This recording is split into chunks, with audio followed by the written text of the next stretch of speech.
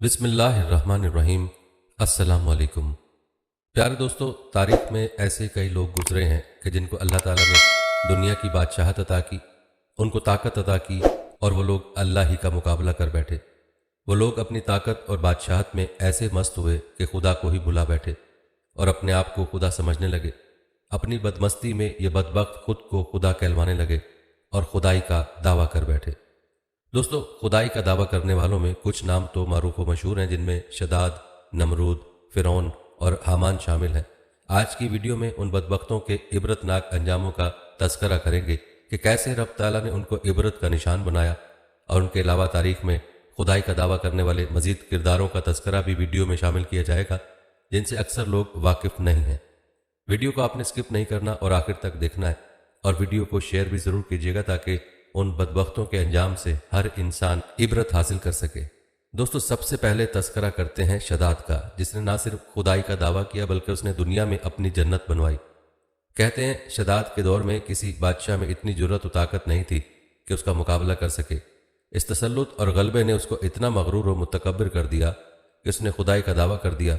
उस वक्त के उलमा व सालिहीन ने, जो साबका अंबिया के अलूम के वारिस थे, उसे समझाया और अल्लाह के अजाब से डराया। तो कहने लगा, जो हुकूमत और दौलत और इज़्ज़त उसको अब हासिल है, उससे ज़्यादा अल्लाह ताला की इबादत करने से क्या हासिल होगा। जो कोई किसी की खिदमत व अतात करता है, या तो इज़्ज़त व मनसब की तरक्की के लिए करता है या दौलत के लिए करता है। मुझे तो ये सब कुछ हासिल है, मुझे क्या ज़रूरत कि मैं किसी की इबादत करूँ। हज़रत हूद अलैहिस्सलाम ने भी उसे समझाने की कोशिश की, लेकिन बेसूद। समझाने वालों ने यह भी कहा कि यह हुकूमत और दौलत एक फ़ानी चीज़ है, जबकि अल्लाह की अतात में उखरवी निजात और जन्नत का हसूल है, जो दुनिया की हर दौलत से बेहतर और ज़्यादा कीमती है। उसने पूछा, जन्नत कैसी होती है, उसकी तारीफ और खूबी बताओ। नसीहत करने वालों ने जन्नत की वो सिफ़ात जो अंबिया कराम की तालीमात के ज़रिए उनको मालूम हुई थी, उसके सामने बयान की। तो उसने कहा, मुझे इस जन्नत की ज़रूरत नहीं, ऐसी जन्नत तो मैं खुद दुनिया ही में बना सकता हूँ।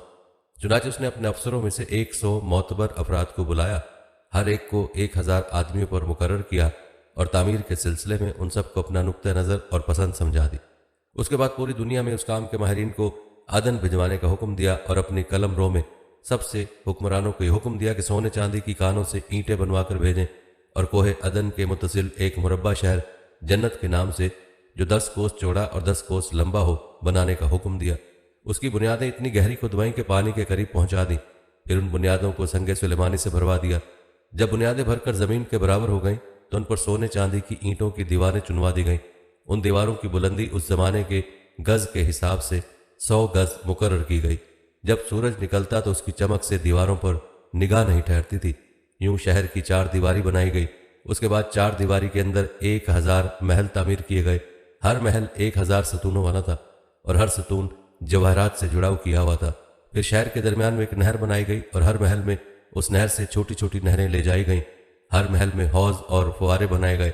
उन नहरों की दीवारें और फर्श याकूत, जमुर्द, मरजान और नीलम से सजा दी गईं। नहरों के किनारों पर ऐसे मसनूई दरख्त बनाए गए जिनकी जड़ें सोने की, शाखें और पत्ते जमुर्द के थे। उनके फल मोती, याकूत और दूसरे जवाहरात के बनवाकर उन पर टाँक दिए गए। शहर की दुकानों और दीवारों को मुश्क, ज़ाफ़रान और अंबर और गुलाब से खुशबूदार किया गया। याकूत और जवाहरात के खूबसूरत परिंदे चांदी की ईंटों पर बनवाए गए, जिन पर पहरेदार अपनी अपनी बारी पर आकर पहरे के लिए बैठते थे। जब ताबीर मुकम्मल हो गई तो हुक्म दिया कि सारे शहर में रेशम के कालीन बिछा दिए जाए। फिर नहरों में से किसी के अंदर मीठा पानी, किसी में शराब, किसी में दूध और किसी में शहद और शरबत जारी कर दिया गया। बाजारों और दुकानों को बेहतरीन पर्दों से आरास्ता कर दिया गया और हर पेशा हुनर वाले को हुक्म हुआ कि अपने अपने कामों में मशगूल हो जाएं, और ये कि उस शहर के तमाम वासियों के लिए हर वक्त हर 9 किस्म के फल मेवे पहुंचा करें। 12 साल की मुद्दत में यह शहर जब सजावट के साथ तैयार हो गया तो तमाम उमरा और अरकान दौलत को हुक्म दिया कि सब उसी में आबाद हो जाएं। फिर शदाद खुद अपने लाव लश्कर के हमरा इंतहाई तकब्बुर और गरूर के साथ उस शहर की तरफ रवाना हुआ। बाज़ उलमा मुसलहीन को भी साथ लिया और रास्ते पर उनसे ठट्ठा और तमस्खुर करते हुए उनसे कहता रहा, ऐसी जन्नत के लिए तुम मुझे किसी और के आगे झुकने और जलील होने का कह रहे थे। मेरी कुदरत और दौलत तुमने देख ली।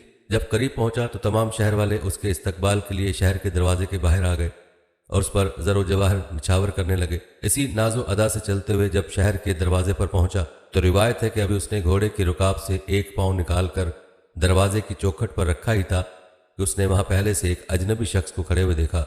उसने पूछा, तू कौन है? اس نے کہا میں ملک الموت ہوں۔ پوچھا کیوں آئے ہو؟ اس نے کہا تیری جان لینے۔ شداد نے کہا مجھ کو اتنی مہلت دے کہ میں اپنی بنائی ہوئی جنت کو دیکھ لوں۔ جواب ملا مجھ کو حکم نہیں۔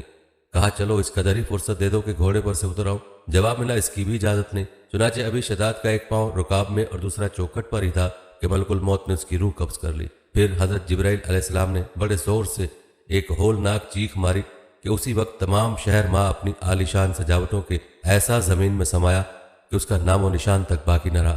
قرآن پاک میں اس کا ذکر اس طرح ہوا ہے وہ جو ارم تھے بڑے ستونوں والے اور شہروں سے اس کی مانند کوئی شہر شاندار نہ تھا۔ دوستو معتبر تفاسیر میں لکھا ہے کہ بادشاہ اور اس کے لشکر کے ہلاک ہو جانے کے بعد وہ شہر بھی لوگوں کی نگاہوں سے اوجھل کر دیا گیا، مگر کبھی کبھی رات کے وقت عدن اور اس کے ارد گرد کے لوگوں کو اس کی کچھ روشنی اور جھلک نظر آ جاتی ہے۔ یہ روشنی اس شہر کی دیواروں کی ہوتی تھی۔ حضرت عبداللہ بن قلابہ رضی اللہ تعالیٰ عنہ جو صحابی ہیں اتفاق سے ادھر کو چلے گئے۔ اچانک آپ کا ایک اونٹ بھاگ گیا۔ آپ اس کو تلاش کرتے کرتے اس شہر کے پاس پہنچ گئے۔ جب اس کو میناروں اور دیواروں پر نظر پڑی تو آپ بے ہوش ہو کر گر پڑے۔ جب ہوش آیا تو سوچنے لگے کہ اس شہر کی صورتحال تو ویسی ہی نظر آتی جیسی نبی کریم صلی اللہ علیہ وسلم نے ہم سے شداد کی جنت کے بارے میں بیان فرمائی تھی۔ یہ میں خواب دیکھ رہا ہوں یا اس کا کسی حقیقت سے بھی کوئی تعلق ہے؟ اور روایت بتاتی ہیں کہ یہ واحد صحابی ہیں جنہوں نے اللہ تعالیٰ کی قدرت کاملہ سے اور رب تعالیٰ کے حکم سے شداد کی جنت کو حقیقت کی آنکھوں سے دیکھا، اور اس کی تصدیق نبی کریم صلی اللہ علیہ وسلم کی روایت سے بھی ہوتی ہے۔ لیکن یہ ہمارا آج کا موضوع نہیں ہے کہ وہ روایت بیان کی جائیں۔ البتہ آپ نے شداد کا انجام ملاحظہ کیا کہ خدائی کا دعویٰ کرنے والے شداد کو رب تعالیٰ نے کیسے عبرت کا نشان بنایا۔ پیارے دوستو، اگلا جو بدبخت ہے جس نے دولت کے نشے میں خدائی کا دعویٰ کیا وہ قارون ہے۔ یاد رہے کہ قارون حضرت موسیٰ علیہ السلام کے چچا یسہر کا بیٹا تھا۔ بہت ہی شکیل اور خوبصورت آدمی تھا، اسی لیے لوگ اس کے حسن و جمال سے متاثر ہو کر اس کو منور کہا کرتے تھے۔ اس کے ساتھ ساتھ اس میں یہ کمال بھی تھا کہ وہ بنی اسرائیل میں تورات کا بہت بڑا عالم اور بہت ہی ملنسار اور بااخلاق انسان تھا، اور لوگ اس کا بہت ہی ادب و احترام کرتے تھے۔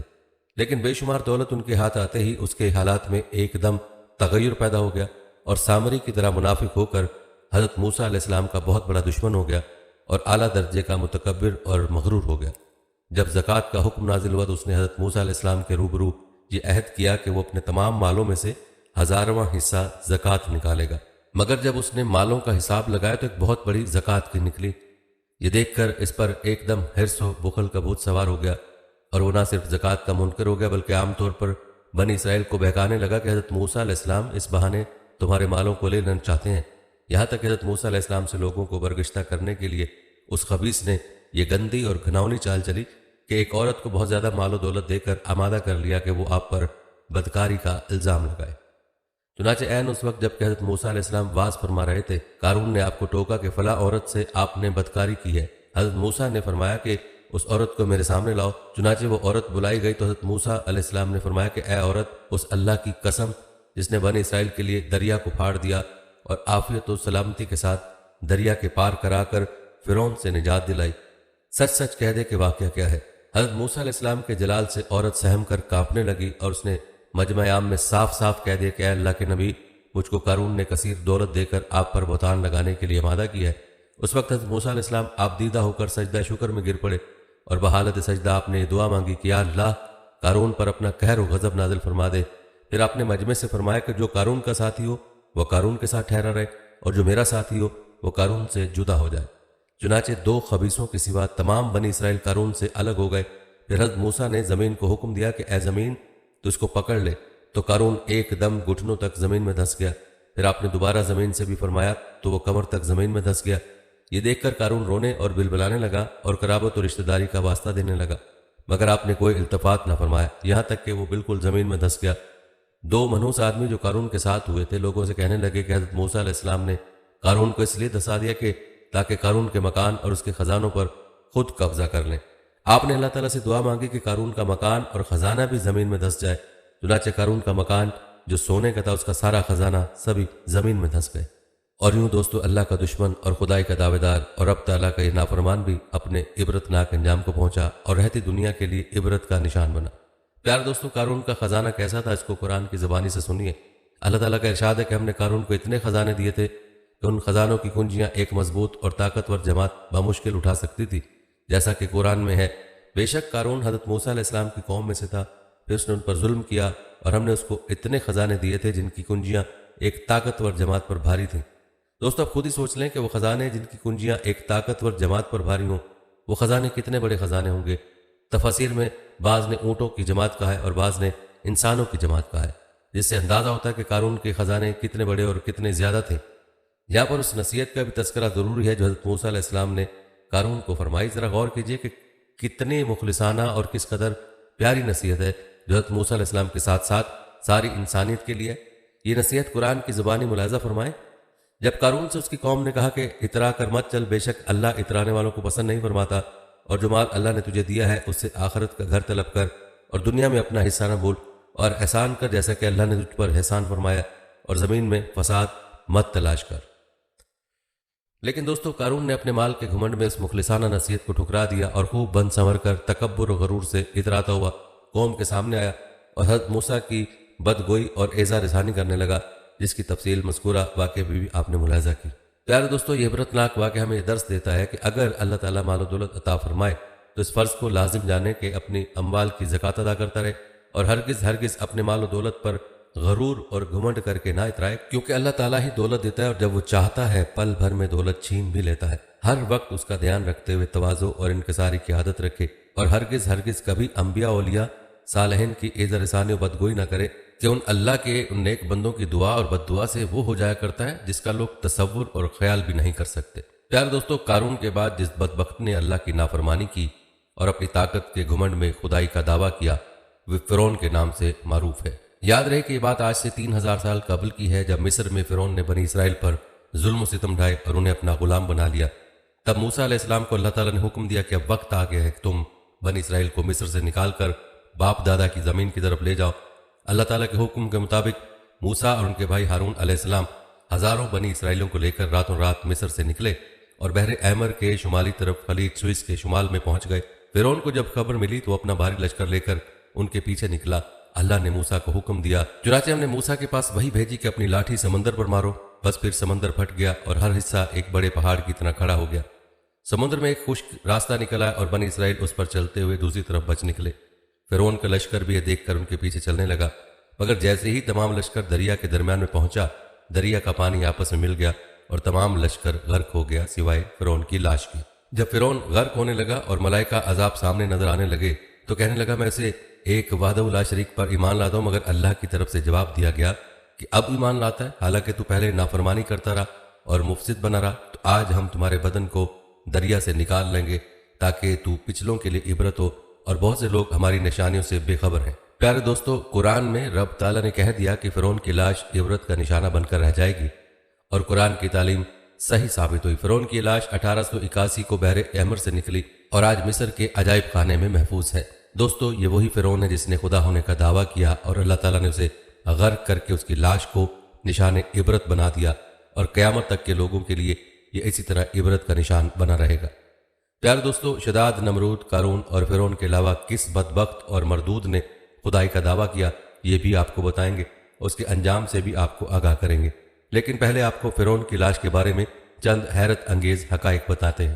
کہتے ہیں فرعون کی لاش کی لمبائی 202 سینٹی میٹر۔ فرعون کی لاش 1235 قبل مسیح میں سمندر میں ڈوبی ہوئی تھی اور 3116 سال سمندر میں پڑے رہنے کے باوجود بغیر گلے سڑے یہ لاش محفوظ ہے۔ یہ واقعہ اس بات کا ثبوت ہے کہ قرآن مجید ایک الہامی کتاب ہے۔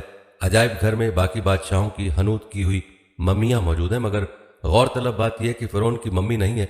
فرعون واحد ہے جس کی لاش ممی نہیں ہے۔ فرعون واحد ہے جس کی لاش پر گوشت روز تر و تازہ لگتا ہے اور گوشت بڑھتا رہتا ہے۔ ہر سال 15 مارچ کو میوزیم میں رکھی فرعون کی لاش پر چوہے چھوڑے جاتے ہیں، جس کا فالتو گوشت نوچ کر کھا جاتے ہیں، پھر دوبارہ لاش کی ڈریسنگ کر کے شیشے میں رکھ دیا جاتا ہے۔ آپ کو بتاتے چلیں کہ یہودیوں اور عیسائیوں کے عقیدے کے مطابق فرعون کی تمام فوج تو غرق ہو گئی تھی، مگر فرعون کنارے پر ہونے کی وجہ سے بچ گیا اور بعد میں اپنی طبی موت مرا تھا۔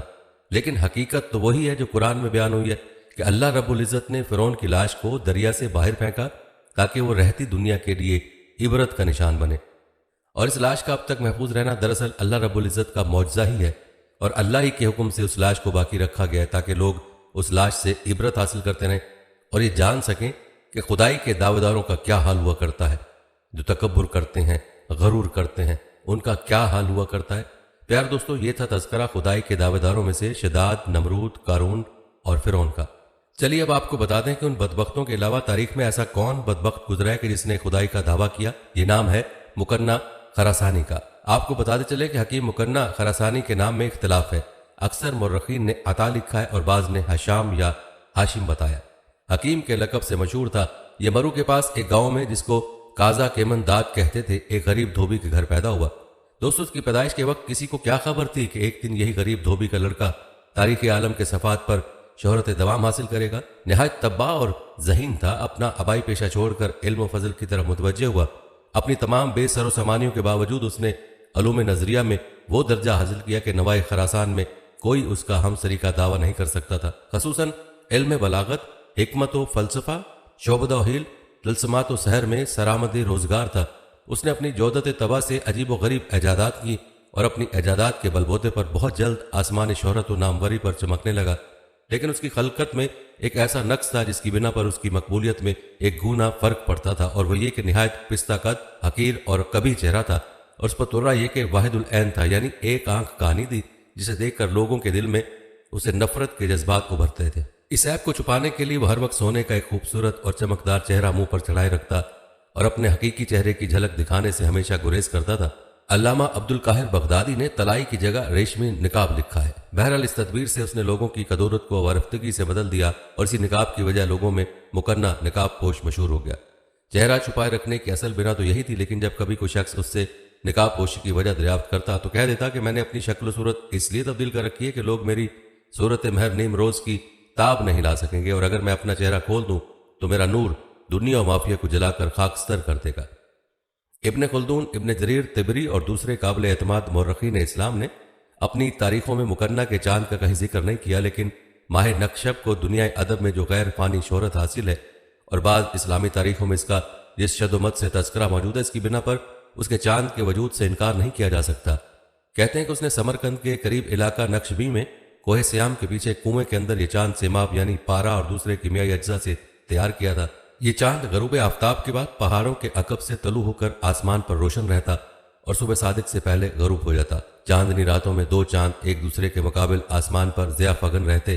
بعض مورخین نے لکھا کہ اس کی روشنی 15 میل تک پہنچتی تھی، اور بقول بعض وہ 1 مہینے کی مسافت سے نظر آتا تھا۔ یہ چاند 2 مہینے تک طلوع غروب ہوتا رہتا۔ لوگ اکناف و اطراف ملک سے اس کو دیکھنے کو آتے اور دیکھ کر ان کی حیرت کی کوئی انتہا نہ رہتی۔ خصوصاً ضعیف الاعتقاد لوگ تو اسے اپنے پیشوا کی ربانی قوت کا تصرف اور بہت بڑا معجزہ خیال کرتے تھے، حالانکہ اس نے یہ عمل ہندسے اور انعکاس شعاع قمر کے طریق پر کیا تھا، جس پر حکمہ یونان کی تحقیقات کا ایک وافر ذخیرہ موجود تھا۔ چنانچہ مکنہ کی ہلاکت کے بعد لوگوں نے اس کنویں کی تہہ میں ایک بڑا سا ظرف پارے سے بھرا ہوا پایا۔ گو یہ معلوم نہ ہو سکا کہ وہ تکنیک کیا استعمال کرتا تھا اور اس ماتاب میں اس نے کس طرح برق کی روشنی پیدا کر دی تھی، لیکن عہد حاضر کے بعض محققین کا خیال ہے کہ ماہ نکشب کا یہ طلوع غروب مبالغہ آمیز ہے، اور ایسا معلوم ہوتا ہے کہ مکنہ نے اس برقی چاند کو کسی بلند پہاڑ کی چوٹی پر قائم کیا ہوگا جو کئی منزلوں سے نظر آتی ہوگی، اور اس میں اس قدر روشنی پیدا ہونا کوئی بعید نہیں جو چند منزلوں سے نظر آ سکے۔ یہ چاند رات بھر یا جب تک وہ چاہتا کلا کنویں پر طلوع ہو کر قائم رہتا ہوگا۔ بہرحال عربی اور فارسی ادبیات میں ماہ نکشب یا بدر مکنہ کا بہت ذکر پایا جاتا ہے، اور شعراء نے اس سے تشبیہات کا کام لیا ہے۔ دوستو یہ تو ذکر تھا مکنہ کے چاند کا، اب تذکرہ کرتے ہیں اس کے مکنہ کے خدائی کے دعوے کا اور اس کی مشرکانہ تعلیمات کا۔ آپ کو بتاتے چلیں کہ دوسرے ملاحدہ کی طرح مکنہ کے نظریات کی بنیادیں بھی زرتشتی عقائد اور بت پرست فلسفیوں کے خیالات پر قائم کی گئی تھیں۔ اس کا بدترین مذہبی اصول مسئلہ تناسخ تھا، جس کی بنیاد پر اس نے الوہیت کا دعویٰ کیا اور کہا کہ حق تعالیٰ میرے پیکر میں ظاہر ہوا ہے، یوں کہیے کہ میں خداوند کا اوتار ہوں۔ دوستو چونکہ خدائی کا دعویٰ کرنے والے کے لیے تسخیر عناصر سب سے پہلی ضرورت ہے، اس لیے اس شرط کے پورا کرنے کے لیے اس نے چاند کی کرشمہ سازی دکھائی۔ لیکن مکنہ نے خدا کی مسند کو صرف اپنا ہی حصہ نہیں بنایا، بلکہ تمام انبیاء علیہ السلام کو مظہر خداوندی قرار دی اور کہا کہ خدا قدوس سب سے پہلے آدم علیہ السلام کی صورت میں جلوہ گر ہوا، اور یہی وجہ تھی کہ ملائکہ کو اسے سجدہ کرنے کا حکم ملا، ورنہ کیوں کر جائز اور ممکن تھا کہ ملائکہ غیر اللہ کو سجدہ کرنے پر مجبور ہوتے، اور ابلیس اس سے انکار کرنے کی وجہ سے مستوجب عذاب اور مردود ابدی ہو جاتا۔ لیکن یہ خیال صحیح نہیں، کیونکہ بنا بر تحقیق آدم علیہ السلام مسجود نہیں بلکہ محض جوہت سجدہ تھے۔ مکنہ کہتا تھا آدم علیہ السلام کے بعد حق تعالیٰ نے نوح علیہ السلام کی صورت میں حلول کیا، پھر یکے بعد دیگر ذات خداوندی تمام انبیاء کی صورتوں میں ذاتی ہوتی رہی۔ تمام انبیاء کی صورتوں میں ظاہر ہوتی رہی۔ انجام کار خدائے بزرگ و برتر ابو مسلم خراسانی کی صورت میں جلوہ گر ہوا اور اب اسی شان سے میرے پیکر میں دعوت نظارہ دے رہا ہے۔ میں اس زمانے کا اوتار ہوں، اس لیے ہر فرد و بشر کا فرض ہے کہ مجھے سجدہ کرے اور میری پرستش کرے تاکہ فلاح ابدی کا مستحق ہو۔ کہتے ہیں ہزارہا مکار اور بے شمار جاہل انسان اس کے دعوی خدائی کو صحیح جان کر اس کے سامنے سربسجود ہونے لگے۔ یہ شخص ابو مسلم خراسانی کو، جسے خلیفہ جعفر منصور عباسی نے قتل کرا دیا تھا، حضرت سید الاولین و آخرین صلی اللہ علیہ وسلم سے معاذ اللہ افضل بتاتا تھا۔ یہ تو اس کے الحاد و زندگاہ کا حال تھا۔ اب ذرا اس کی تعلیمات کے اخلاقی پہلو ملاحظہ فرمائیے۔ اس نے تمام محرمات کو مباح کر دیا۔ اس کے پیرو بے تکلف پرائی عورتوں سے تسکین حوث کرتے۔ اس کے مذہب میں مردار اور خنزیر حلال تھے۔ مکنہ نے صوم و صلات اور دوسری تمام عبادتیں برطرف کر دیں۔ اس کے پیرو مسجدیں بنواتے اور ان میں مؤذن نوکر رکھتے تھے، لیکن نماز نہ پڑھتے، بلکہ کوئی بھولا بھٹکا پردیسی مسلمان اگر مسجد میں چلا جاتا تو مؤذن اور مکنہ کے دوسرے پیرو موقع ملنے پر اس کے خون سے ہاتھ رنگین کر کے اس کی لاش کو مستور کر دیتے۔ مگر جب مسلمان حکمرانوں کی طرف سے ان پر بہت سختیاں ہونے لگیں تو ان کی وحشت ناک سرگرمیاں معطل ہو گئیں۔ کہتے ہیں جب مکنہ کا حلقہ مریدین بہت وسیع ہو گیا تو اس نے سیاسی اقتدار حاصل کرنے کی تدبیریں شروع کی۔ چنانچہ اس غرض کے لیے اس نے دو زبردست قلعے تیار کرائے۔ ایک کا نام وسیق اور دوسرے کا سیام تھا، جو ایک پہاڑ کی چوٹی پر تھا۔ قلعہ سیام مضبوطی میں اپنا جواب نہیں رکھتا تھا۔ اس کی فصیل کا اندازہ اس سے ہو سکتا ہے کہ 100 سے زیادہ بڑی اینٹیں جو اس زمانے میں قلعوں کی تعمیر کے لیے تیار کی جاتی تھیں دیوار کی عرض میں لگتی تھیں۔ اس کے علاوہ قلعہ کے ارد گرد ایک بے حد گہری اور چوڑی خندق تھی، اور قلعے کی قوت مدافعت کا یہ عالم تھا کہ اس میں کئی سال کا سامان رسد اور اسلحہ جنگ کا بہت بڑا ذخیرہ ہر وقت مہیا رہتا تھا۔ کہتے ہیں مکنہ نے اور بھی بہت سے چھوٹے چھوٹے قلعے تعمیر کرائے اور ان میں مضبوطی سے قدم جما لیے، اور نہایت بے باکی سے خراسان کے مختلف علاقوں میں مسلمانوں کے خلاف دھما چوکڑی مچا دی۔ اس اثنا میں بخارا اور سند میں باغیوں اور دوسرے شوریدہ سروں کی ایک جماعت پیدا ہو چکی تھی جن کو بیضا کہتے تھے۔ گون لوگوں کو مکنہ کی من گھڑت خدائی سے تو کوئی سروکار نہ تھا، لیکن اپنے سیاسی مصالحے کا خیال کر کے مکنہ کے ساتھ ہو گئے تھے۔ اس کے علاوہ ترکوں سے بھی مکنہ کو بڑی تقویت پہنچی، جو اس وقت تک دائرہ اسلام میں داخل نہیں ہوئے تھے، بلکہ اسلام کے بدترین دشمن تھے اور اکثر اوقات خلافت اسلامیہ کے سرحدی علاقوں میں طاقت و تاراج کر کے بھاگ جایا کرتے تھے۔ اب مکنہ اور اس کے اتحادی جماعتوں کا یہ معمول ہو گیا کہ جہاں موقع پایا مسلمانوں پر حملہ کر کے قتل و غارت کا میدان گرم کیا اور رفع و چکر ہو گئے۔ یوں اس کی افواج اسلامی سے بہت سی جنگیں بھی ہوئیں۔ خلیفہ مہدی نے ابو نعمان جنید اور لیث بن نصر کو فوج دے کر پیروان مکنہ کے مقابلے پر بھیجا، لیکن اسلامی لشکر نے ہزیمت اٹھائی۔ لیث کا بھائی محمد بن نصر اور اس کا برادر زادہ حسان اس مارکے میں کام آئے۔ جب خلیفہ کو اس ناکامی کا علم ہوا تو اس نے جبریل بن یحییٰ کو کمک دے کر روانہ کیا اور باغیان بخارا اور سنا کے مقابلے میں اس کے بھائی یزید بن یحییٰ کو مامور فرمایا۔ 4 مہینے تک بخارا کے بعض قلعوں پر لڑائی ہوتی رہی۔ بالآخر عساکر خلافت فتح یاب ہوئی اور بنو کے شمشیر اس قلعے پر قبضہ ہو گیا۔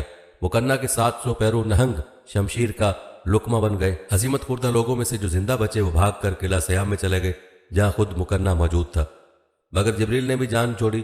ان بھگوڑوں کا تعقب کرتا رہا اور مارتا کاٹتا قلعہ سیام پر بجلی کی طرح جا کڑکا، اور اس وقت تک ان کا پیچھا نہ چھوڑا جب تک وہ قلعے میں نہ جا چھپے۔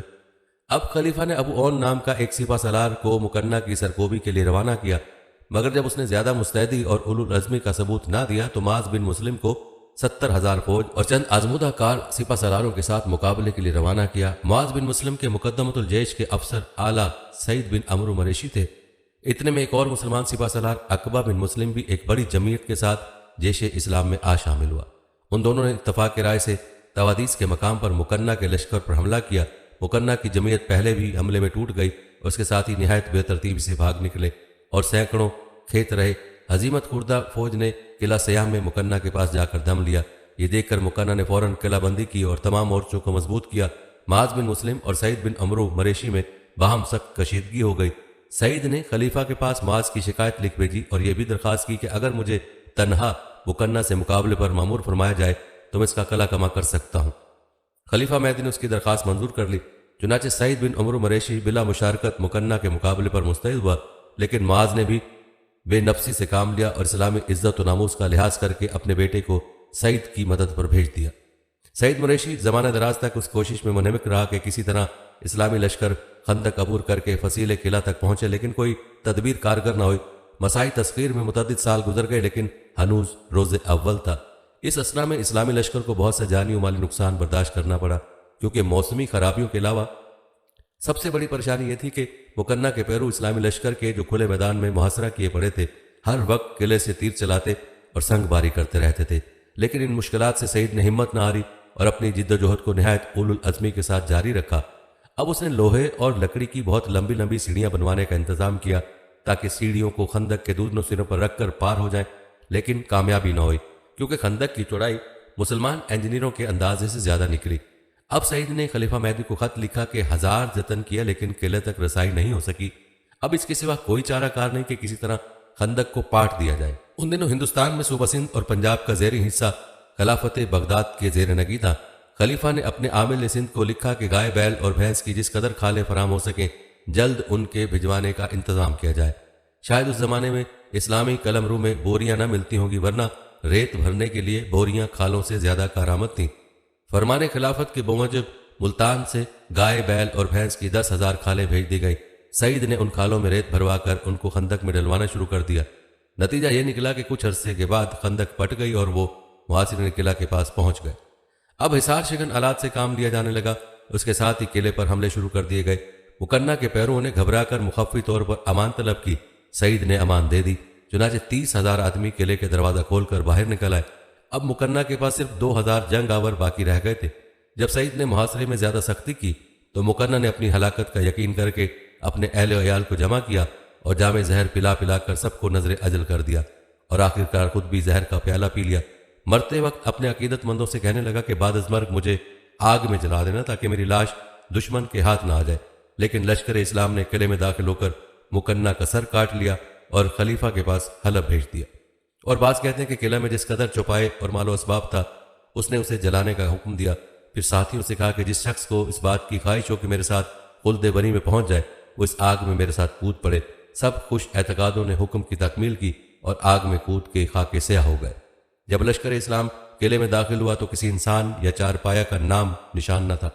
یاد رہے کہ یہ واقعہ 163 ہجری کا ہے۔ اس کے اکثر پیرو جو باہر اطراف ملک میں زندہ رہ گئے اس کی تباہی اور معدوم ہو جانے سے اور زیادہ فتنے میں جا پڑے اور یہ اعتقاد کر بیٹھے کہ مکنہ آسمانوں پر چلا گیا ہے۔ پیارے دوستو، اس کے علاوہ کتاب سواق محرقہ میں مکنہ کی ہلاکت کی ایک دل آویز حکایت یوں نقل کی گئی ہے۔ اس میں مذکور ہے کہ جب مکنہ محاصرے سے تنگ آ گیا تو بہت سی آگ جلائی اور اپنے ساتھیوں کو خوب شراب پلائی۔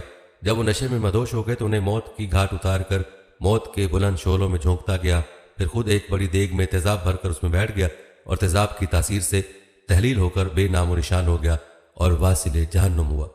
محاصرین کو ابھی تک یہ گمان تھا کہ تمام محصورین قلعہ میں موجود ہیں۔